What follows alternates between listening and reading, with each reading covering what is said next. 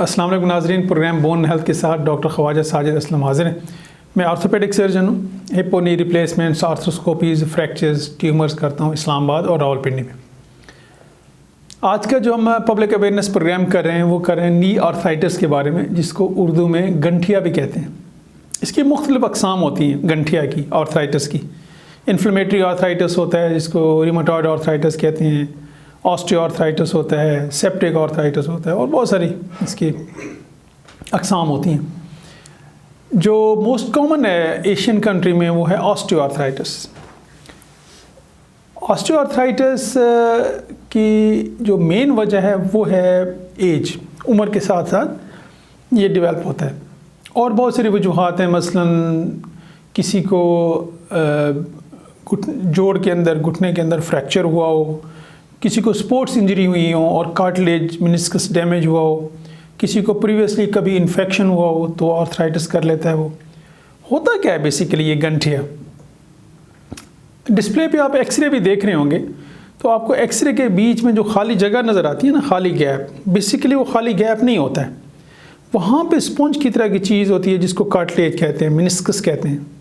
उसका काम कुशन का होता है। जब आप चलते हैं, दौड़ते हैं, घुटने को हिलाते हैं तो ये हड्डियाँ आपस में नहीं टकराती हैं उस कुशन की वजह से। अब ये कुशन जो है ना, उम्र के साथ साथ, एज के साथ साथ ये घिसता है आहिस्ता आहिस्ता। जब ये घिसता है तो ये ऐसे ऐसे करीब होकर हड्डियाँ एक दूसरे से जुड़ जाती हैं, फिर आपको हिलाने में इसको तकलीफ़ होती है और इसी को ही कहते हैं गंठिया। गंठिया की निशानी क्या होती हैं कि कैसे आपको पता चले कि एक तो आपका वॉकिंग डिस्टेंस कम होता जाएगा, चलने में आपको दर्द होगा। अगर आप पहले 1 घंटा चल सकते हैं, फिर आप आहिस्ता आहिस्ता ये कम होता जाएगा, आधा घंटा, 15 मिनट, फिर आपको दर्द होना शुरू हो जाएगा चलने में। आप सारा दिन बैठे रहें, सारा दिन लेटे रहें, आपको पेन नहीं देता है आर्थराइटिस। जब आप चलते हैं, इसके ऊपर वज़न रखते हैं, तब पेन शुरू होता है।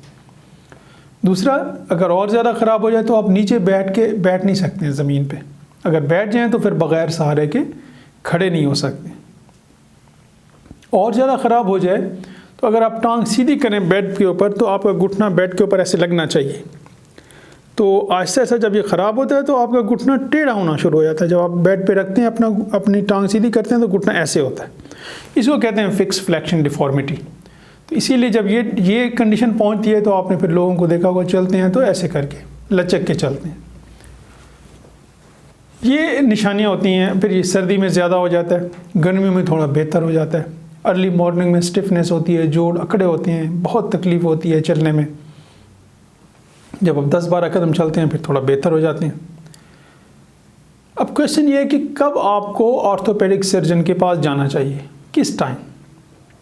जनरली स्पीकिंग, कोई भी हड्डी का दर्द हो या जोड़ का दर्द हो, किसी भी हड्डी का, बोन का या जोड़ का दर्द हो जो कि 2 हफ्ते से ज़्यादा हो, बग़ैर किसी चोट लगे, बग़ैर किसी इंजरी के।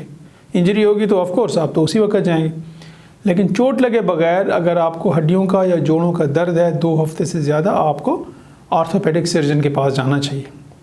क्योंकि आर्थराइटिस के अलावा और भी बहुत सारी बीमारियाँ हो सकती हैं, बहुत सारे इश्यूज हो सकते हैं। तो वो आपको डायग्नोज करेगा, फिर आपको बताएगा कि किस स्टेज में क्या बीमारी है, फिर उसका इलाज होगा।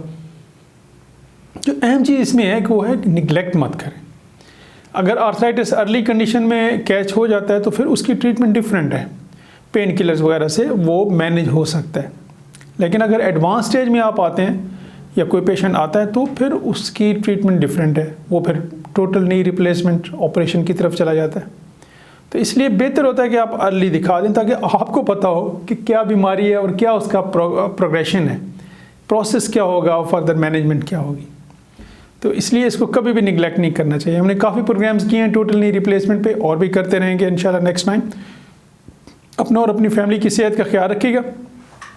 डिस्प्ले पे एक नंबर है, अगर किसी ने कांटेक्ट करना है तो वो क्लिनिक अपॉइंटमेंट के लिए भी कांटेक्ट कर सकते हैं और ऑनलाइन वीडियो कंसल्टेशन के लिए जो दूसरे शहरों में रहते हैं वो भी कांटेक्ट कर सकते हैं। Thank you.